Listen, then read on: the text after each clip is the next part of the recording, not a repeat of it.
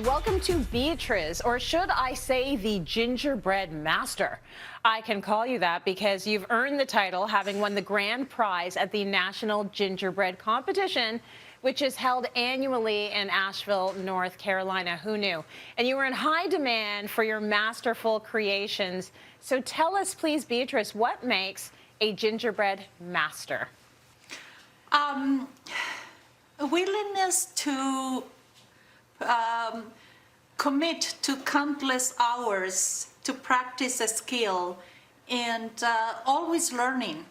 Mostly it's learning new skills, apply those skills to your style, and practice, practice, practice. You are obsessed with precision and details. How important is that to what you do?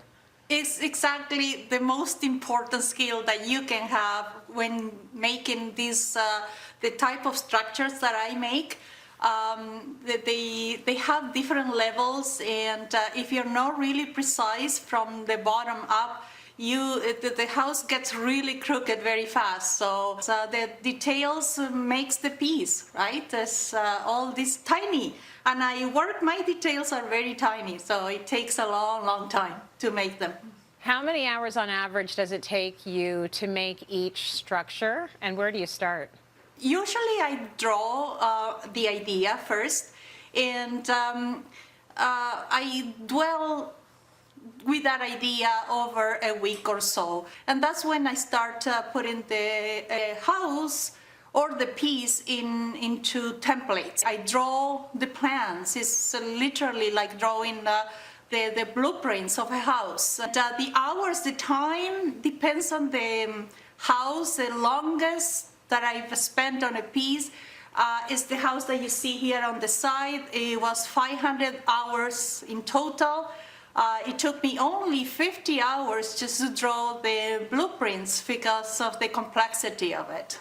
Oh my goodness, that is incredible. Here I am thinking about putting a couple of Kit Kats together, and you're spending hours and hours on a blueprint. So the one that you pointed to, that's called Perspective. At Water's Edge took you 360 hours, and Dream House took you 180 hours, which is wow.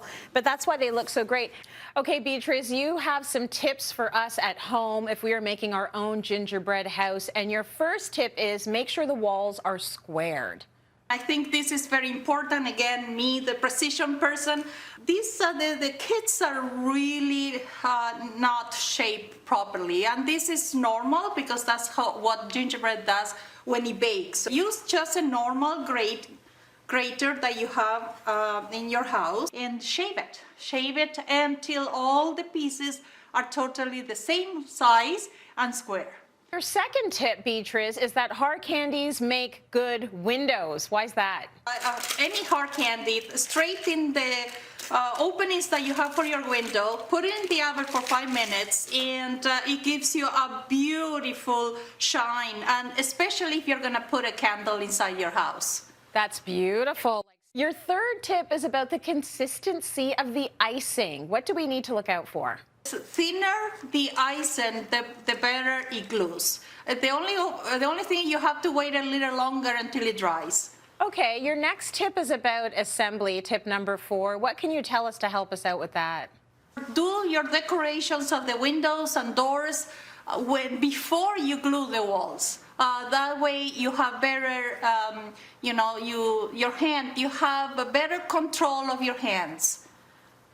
Thank you so much, Beatriz. Now I know why they call you the master. Those master tips from the master were so good. I may even try my hand at making a gingerbread house. They will not look like hers.